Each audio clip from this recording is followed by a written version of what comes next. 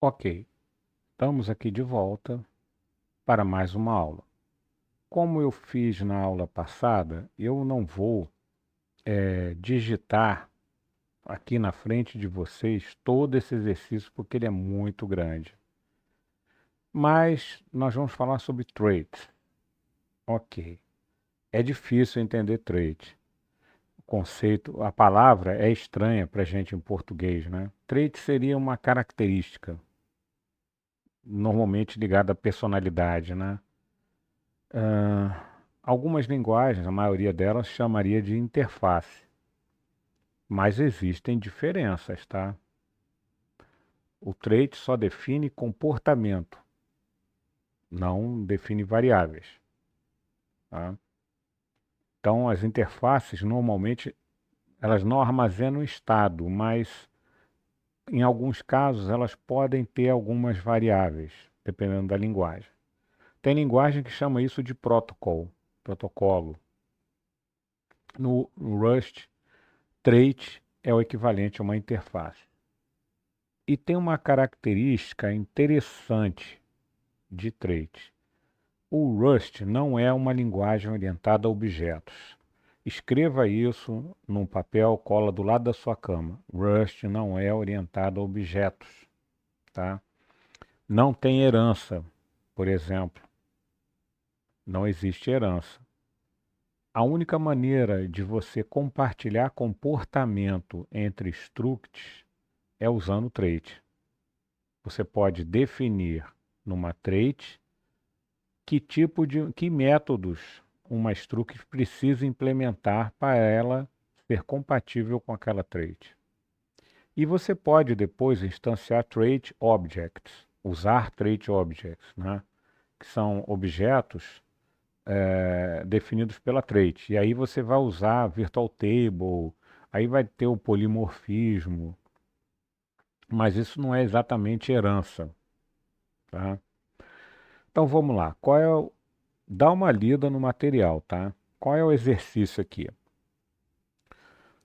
A gente vai fazer o seguinte: vamos calcular, né? Vamos fazer um exercício que ele vai usar uma trait mostrar para a gente implementar o mostrar para ponto, para figura, para retângulo, para círculo, né? E esse mostrar aí, esse trait mostrar, o que que ele vai fazer? Ele vai, por exemplo, exibir, né, as figuras para a gente. Então vamos mostrar esse exercício para vocês aqui, ó. Tá aqui. Eu tenho uma struct ponto e tenho um trait mostrar. Repara que o trait não está ligado a nenhuma struct. Mostrar define uma função, que é um método, né, porque ele recebe aqui, ó, uma referência para a instância e retorna um string. Só isso que ele faz, tá? Eu posso fazer as minhas structs implementarem esse trait, né? Como eu faria em Java uma classe implementar uma interface. Por exemplo, aqui eu tenho impl mostrar for ponto. Essa é a implementação desse trait aqui para a struct ponto. Então, quando eu chamar ponto, uma instância de ponto mostrar, ele vai chamar esse método aqui. Ou seja, é uma espécie de polimorfismo, né? Tá lá. E vai mostrar as características do ponto. Aí eu tenho aqui, ó, um trait figura, tá?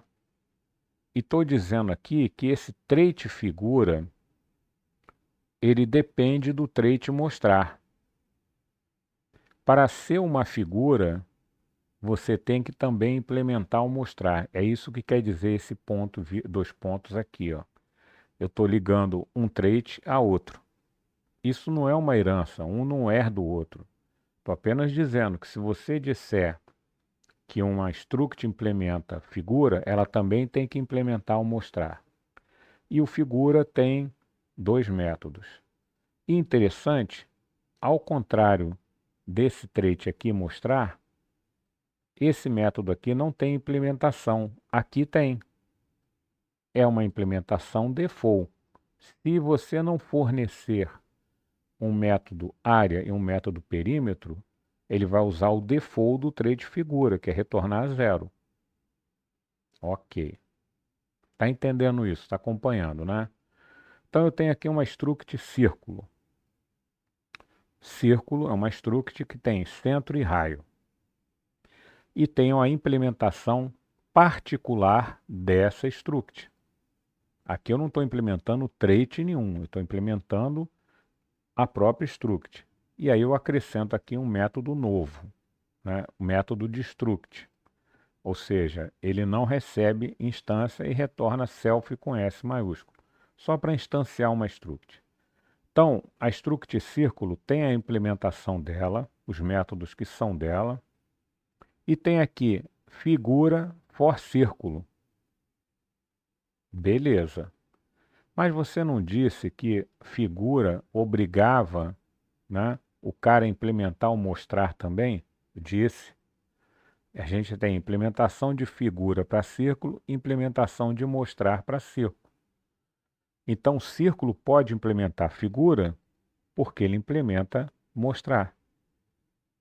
Né? Ficou interessante agora, né? A gente tem aqui, ó, o trait mostrar, que não depende de nenhum outro trait. O trait figura, que depende do trait mostrar. O que acontece aqui é que para implementar figura, tem que implementar o mostrar. Círculo tem a implementação dele com os métodos de círculo. Tá? No caso aqui só tem um pseudo-construtor, mas poderia ter métodos que são só do círculo. Implementa figura para círculo, tá vendo? Com um método para calcular a área e outro método para calcular o perímetro. Se eu não tivesse fornecido esses 2 métodos, ele usaria os métodos da implementação default. Tá? Se eu tivesse só dito que existe uma implementação figura para círculo, mas não mostrasse os métodos, ele ia usar os default. Mas aqui não. Está calculando a área do círculo e o perímetro do círculo. E o mostrar para o círculo, que o círculo é diferente de um retângulo, né? De um ponto. Eu tenho que mostrar de maneira diferente. E aqui tem um retângulo, né? Superior esquerdo e inferior direito, como nós vimos no outro exercício. A implementação própria do retângulo, que é particular dele, só instâncias de retângulo vão ter acesso a isso.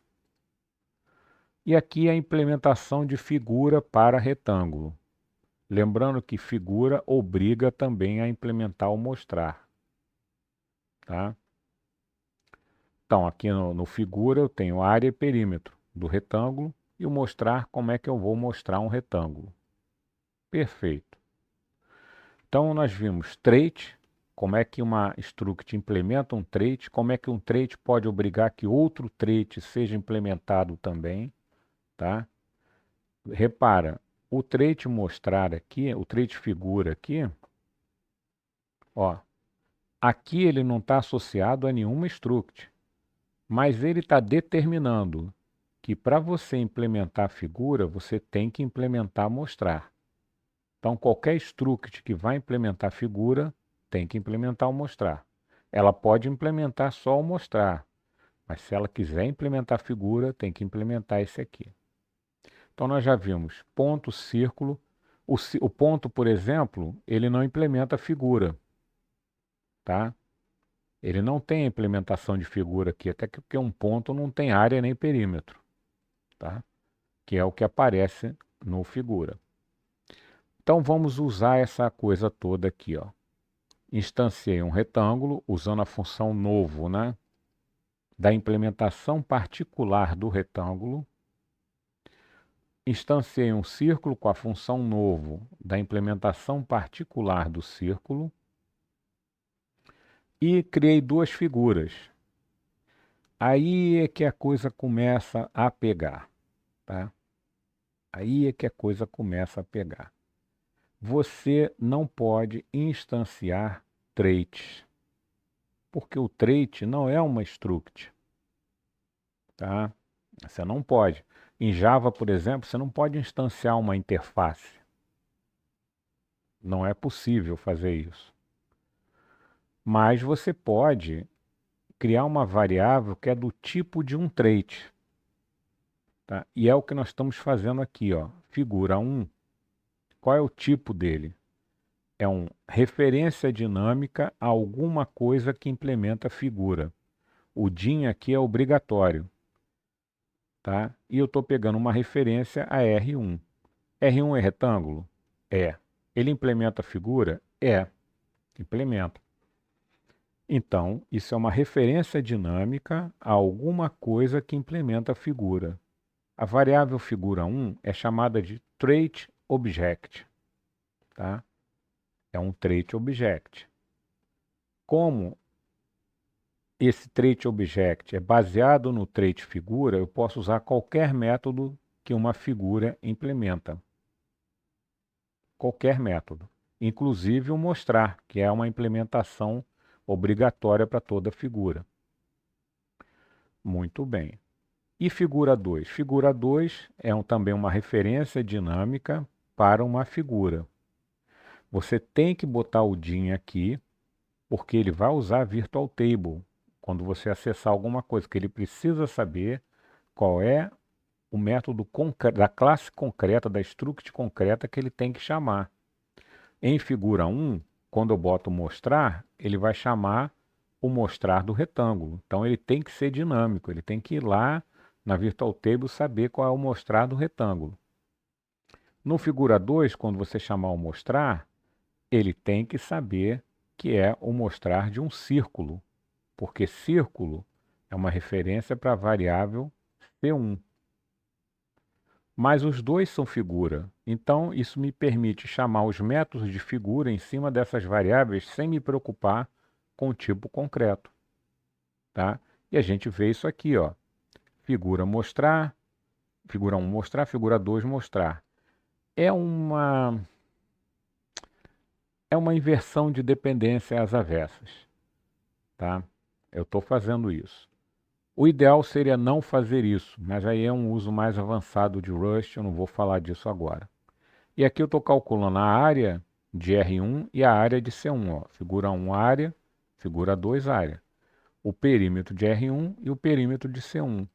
Figura 1 perímetro, figura 2 perímetro. Pronto. Nós vimos aqui traits, implementação de traits, obrigatoriedade de implementação quando um trait obriga você a implementar o outro. E vimos também trait objects. Como é que eu instancio variáveis que são associadas ao trait, não a uma classe concreta. Isso é o mais próximo que tem de base classes, tá? De abstract classes. É o mais próximo que tem. Não é herança, tá? O que eu estou dizendo aqui é que figura 1 é uma referência dinâmica, é comercial DIN, para algo que implementa a figura. Que algo é esse? Referência para R1. Aqui, figura 2 também é uma referência dinâmica para algo que implementa a figura. E eu estou pegando emprestado o C1 aqui. Vamos ver se isso roda, se essa baranga toda roda. Rust C -O x1 x1.rs. Compilou, que já é uma grande coisa em Rust, tá? E rodou. Tá aí.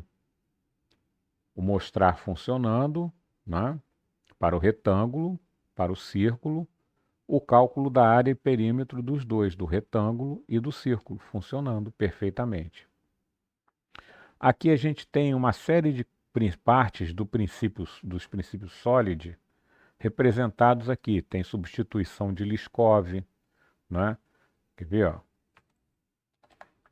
A gente tem substituição de Liskov, a gente tem inversão de dependências, tudo isso representado aqui pelos trait objects. Então, é possível aplicar essas coisas em Rust, tá? Não é a melhor maneira, mas é possível aplicar e a gente fez aqui. Então, muito obrigado, vamos até a próxima aula.